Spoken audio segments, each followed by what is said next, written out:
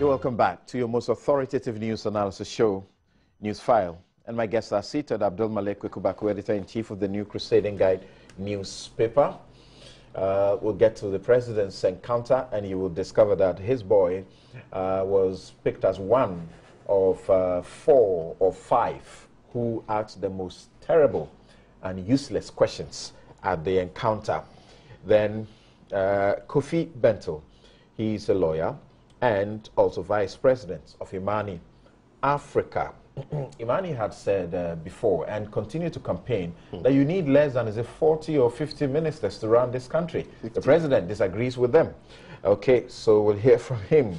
Samuel Okujeto Ablakwa is the NP for North Tongue and ranking member, Foreign Affairs Committee of Parliament, former Minister of Education and Information at a point. Now, Emmanuel Sinet Asigiri is the CEO of the National Youth Authority and former DCE, Garu Timpani.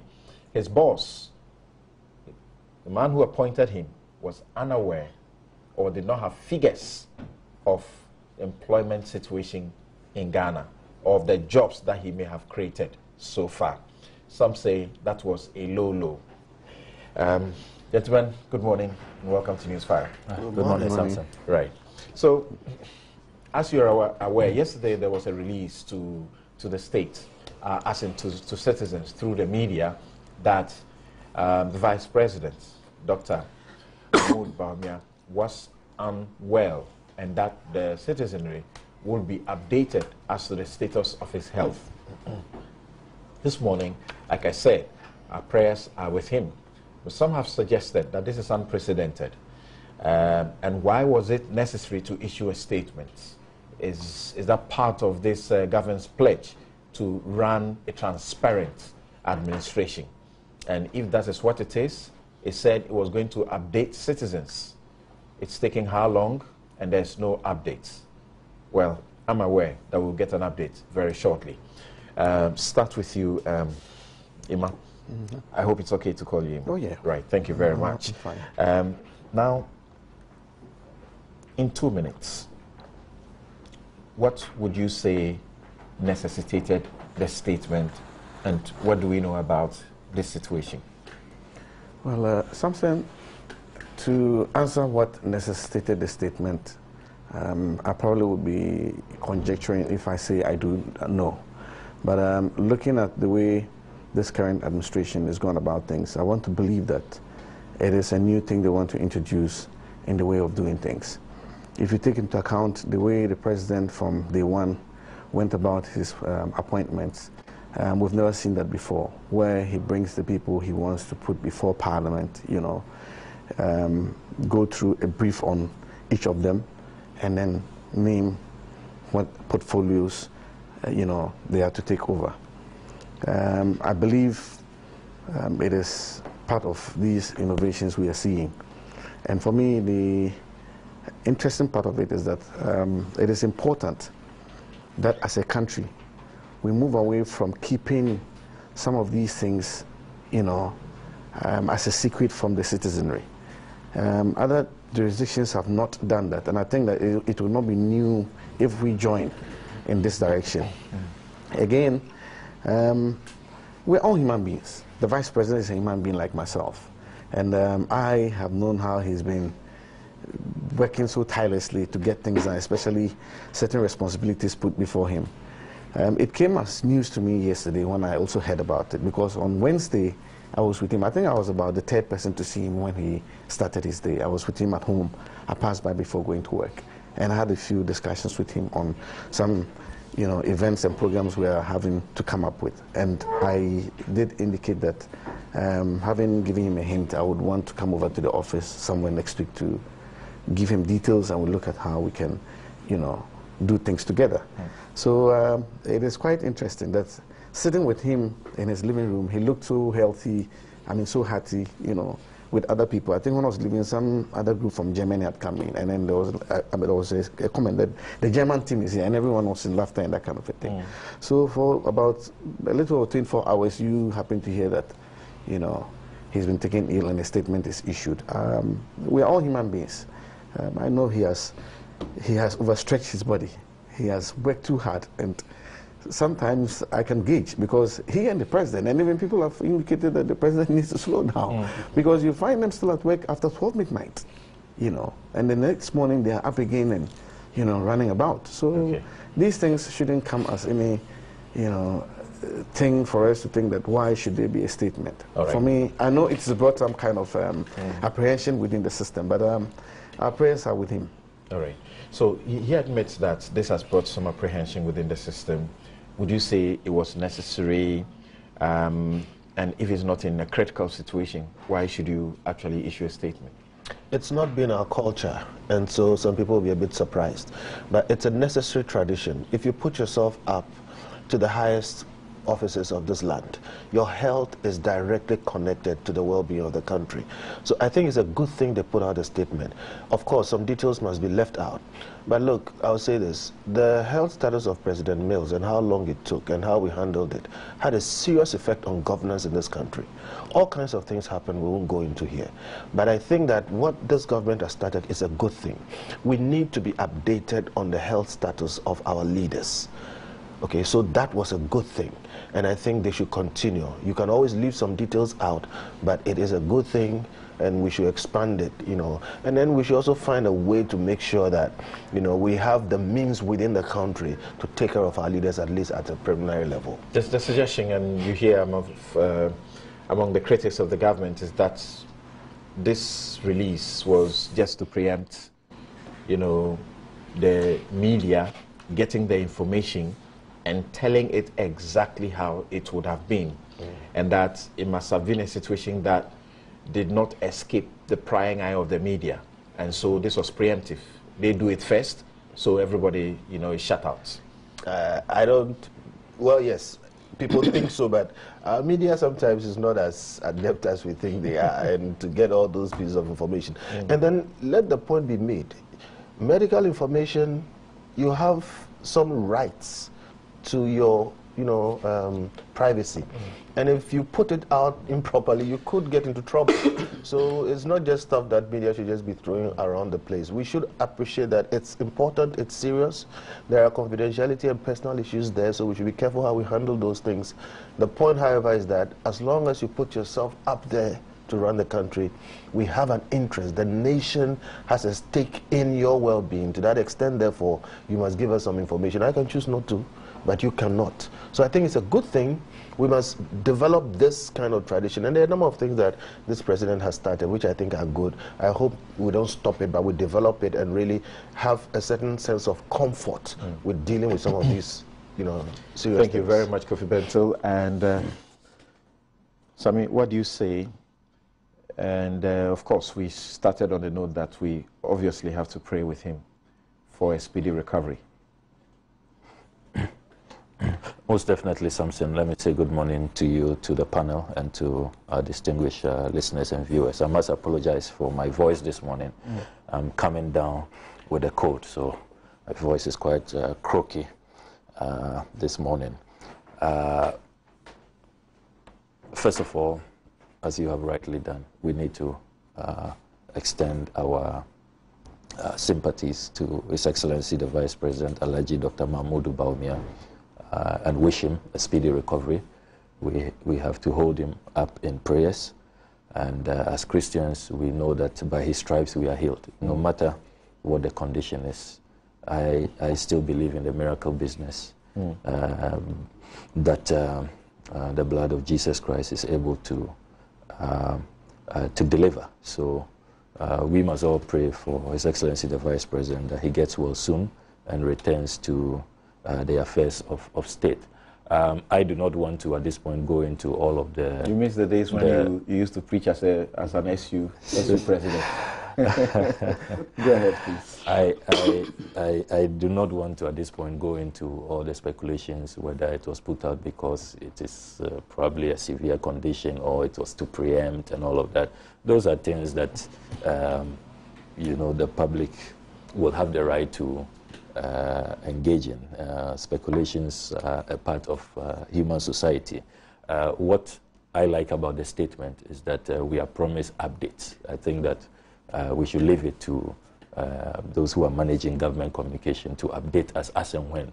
But we must also concede that medical information, medical records, I mean, patients are entitled to a good degree of privacy.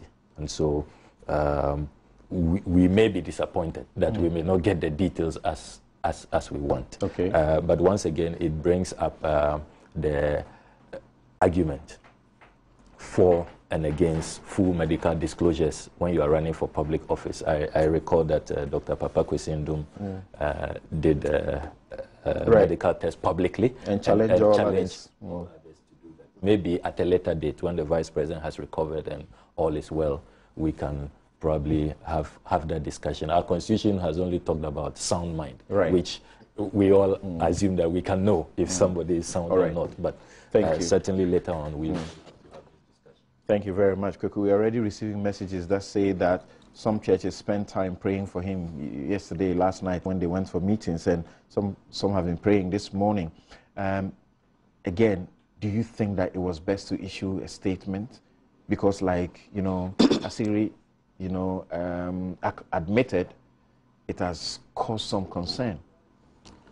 Well, pros and cons. So, really, it would be difficult. I think those who decided to issue the statement may have very good reasons for why they did so.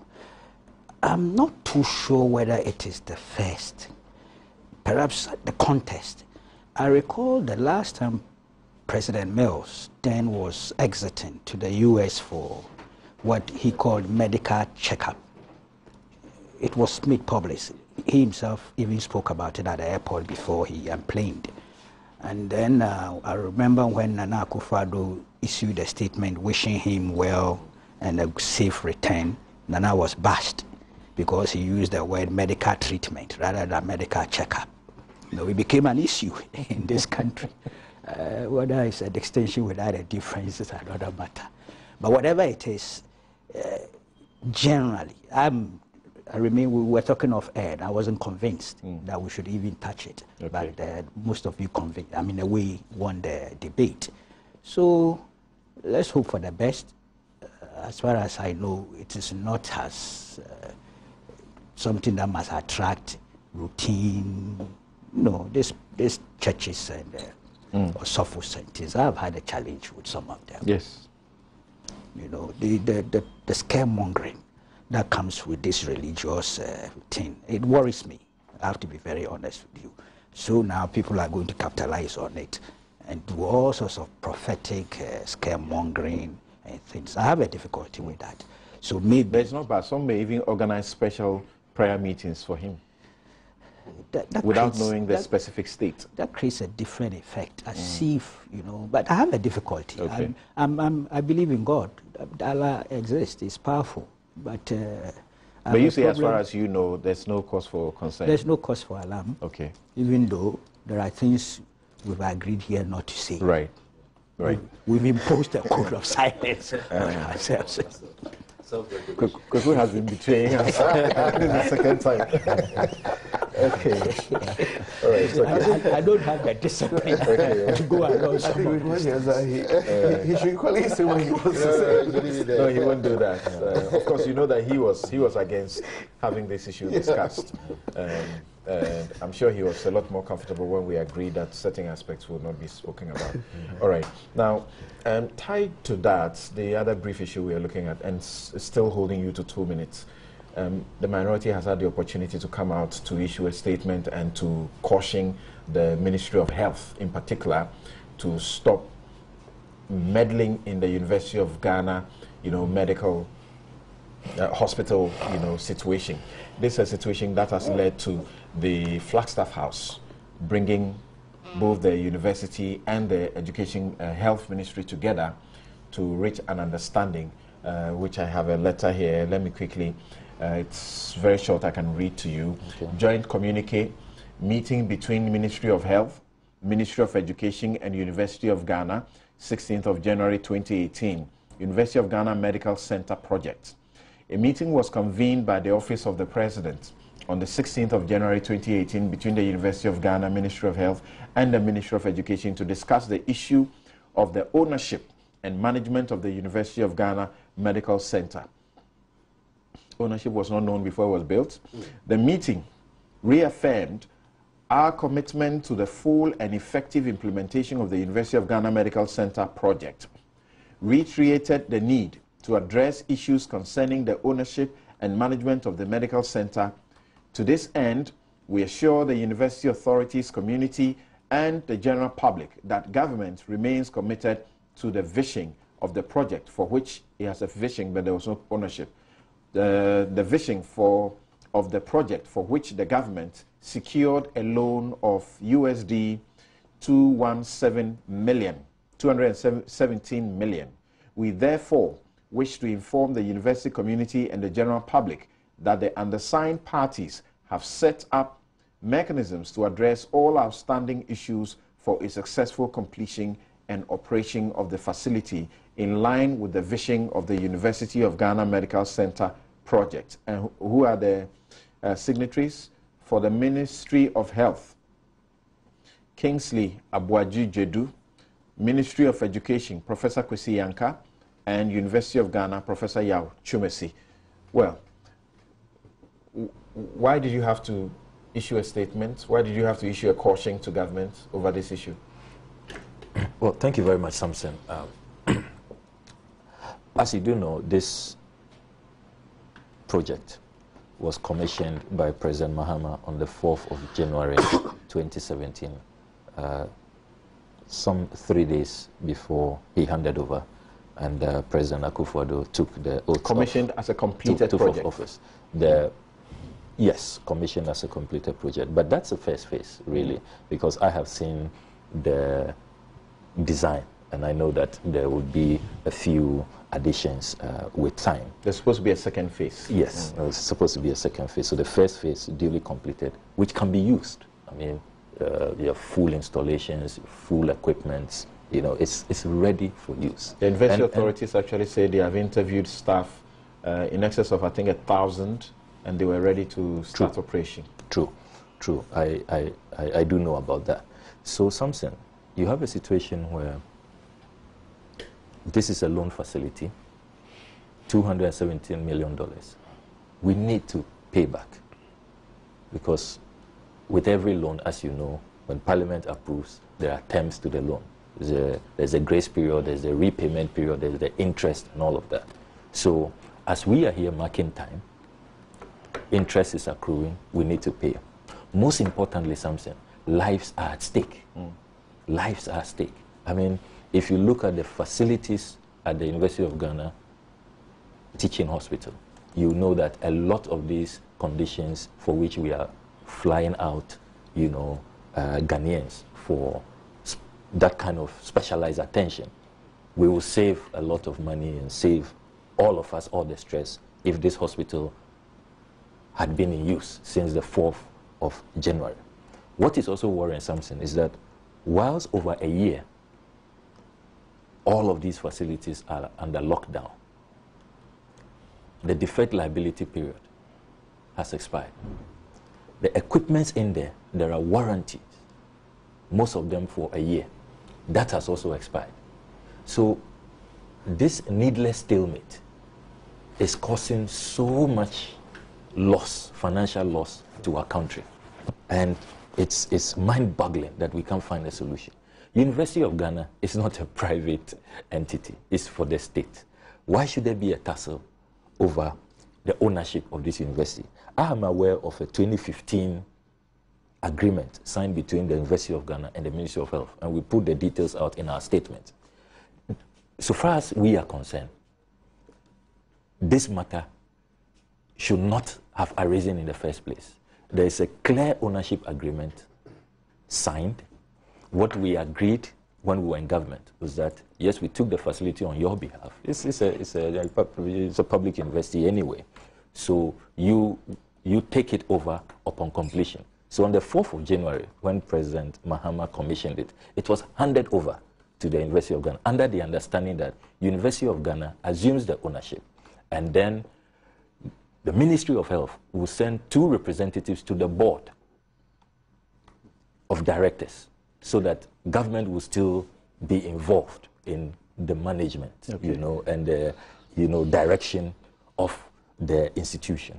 So it's really, really sad, Samson, that we are where we are. And that's why we put out our statement reiterating, you know, the history, this MOU. And in 30 seconds, you say the solution is what? The solution is that let the University of Ghana manage the facility and let government have reps on the board. Okay. Now, So let's go back to the 2015 agreement. This is what happened in the course of the week. In fact, we do know that the money for the project was secured in 2012 under President Mills. And the project started and got completed somewhat. And the President John Mahama inaugurated same.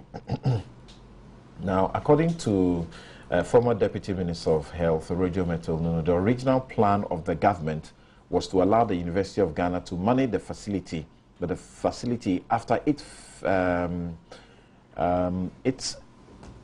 first phase was inaugurated by the President on January 6, 2017, is still not in use because the ministry wants to take over. And this is what happened.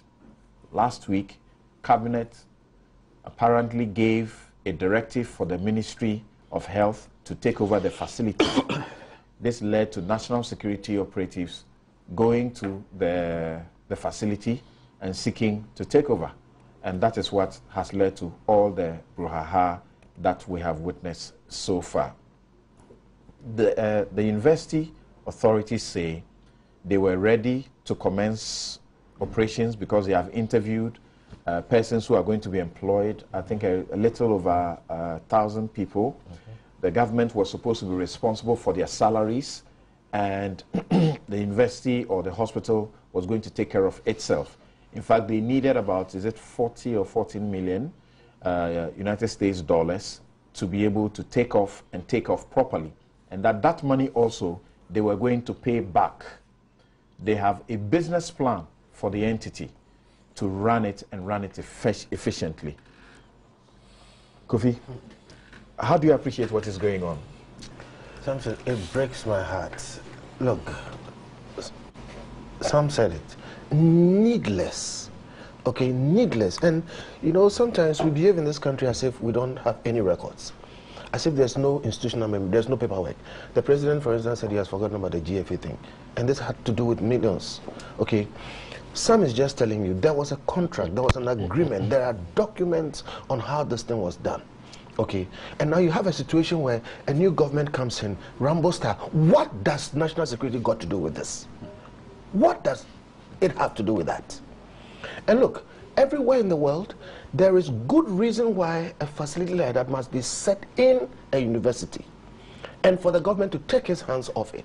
Rich is sitting there. We are not sure what's going on. Kolebo is still a mess.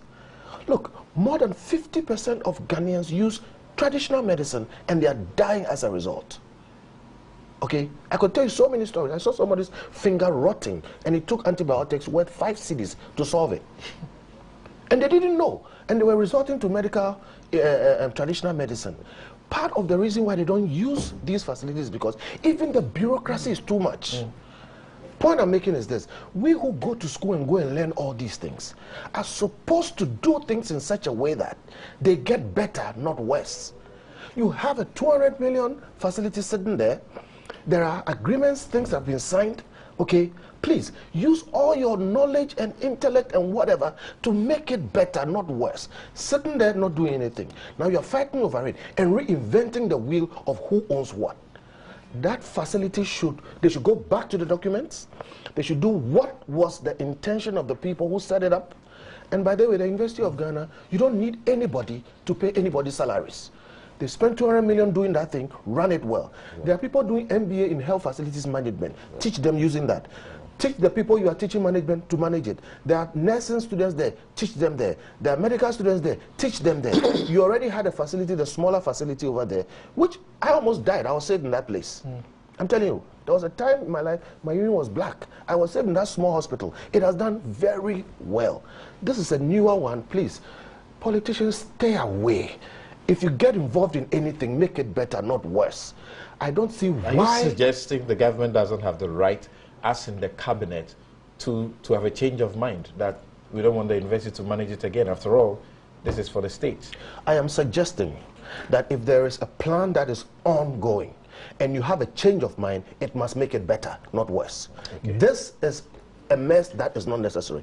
Please go back to the original arrangement and let us use this facility. People need it. Now, Emmanuel, what do you say? And Kofi says, what was National Security doing there? And it reminded me that when National Security went to University of Ghana to break down gates, what do you call it, a gate, he applauded it because that gate was unnecessary. Well, now they go there to take over something. He's not happy. Yes. The penchant, is it, of wanting to have national security get into certain things that people find unnecessary? What could have necessitated that?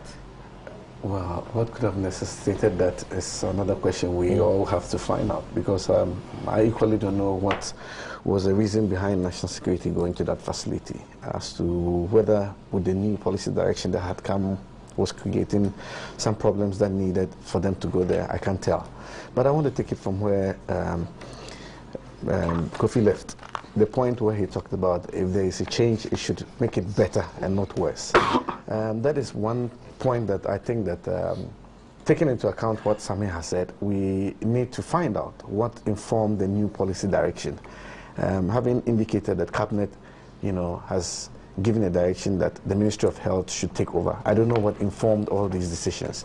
In fact, this is a side issue on the topics. Yes. And I feel so sorry that I didn't get the bit. If I had, I would have delved deep to get to know what these issues are. Because as part of the establishment, I shouldn't sit here and then when not these information. Yeah, when these key things are brought up, you don't seem to know what exactly is going on. That's fair. But then moving forward, I'll try and then get the details, because we must all admit it is quite worrying. This is a facility that is not targeted at a certain group of people in this country, but for all of us. It is to help enhance our medical situation in terms of the ones who go through the training, and would come out to take care of myself and you. And I think that we shouldn't have a facility like this, and we find it sitting now. Very many nurses who have been trained, who do not have a place to practice what they have been trained. They are doctors, and we can't find places for them. We can't employ them. That's serious about this country. And the doctor-patient ratio is still around, is it 1 patient to about 1,000 or plus or so? That's sad. Koku, are you disappointed that even when Cabinet met the presidency, met the 3 important stakeholders, it couldn't resolve the issue, but only issued a communique to commit to a resolution? Well, I have to be honest, I don't have the benefit of the full facts, really. I don't. But I don't like the picture I see. I smell a needless distraction. Government is serious. There are a lot of very challenging issues for government to deal with. And if this, and I say this is a very small matter, if they can't deal with it, if they can't solve it, then we are in big trouble. Honestly, I would want to double check to find out all the details. Okay. But really, honestly, if the university should be in charge of, is it management or ownership or both? Ownership and management. I don't see the big deal. From our understanding, they had actually asked the business school to develop a plan, a business plan for it. I am inclined to that option. To be honest with you. Because you are averse to government managing such facilities? The government has so many things it's managing already. So many. And if this particular unit, this particular thing can be exclusively owned and managed by the University of Ghana, I will vote for that option. Okay. But as I said, we'll check and find out what reasons. All right. If you Some say government should finish taking care of the regional hospital, which has also been done nicely for it, I mean, rather than... If you take practices in other jurisdictions, I mean, it goes like, we're likely agreeing on this table, you know, that the university should handle it. But like I said, I don't know what informed that decision, so we'll wait and then get the details and we can make some informed. And maybe more attention should be paid to the Confanoche project that has been, Confanoche Hospital project that has been pending for 45 years. Yeah, incredible. And it took the wife of the president. The president tweeted yesterday how he was extremely excited and proud of his wife for collaborating with multimedia to be able to bring such great relief to the babies who were dying. Every day, 4 babies were dying. Can you imagine that? And women who went there to deliver were dying as well. They were sleeping on the bare floor. And many babies were sharing one small, you know, incubator. And thanks to Kwame Sefakai also and the Kokroko charities, they've donated, I think, 2 incubators or so, and it's helped. There are a lot of incubators there now. Okay. We can...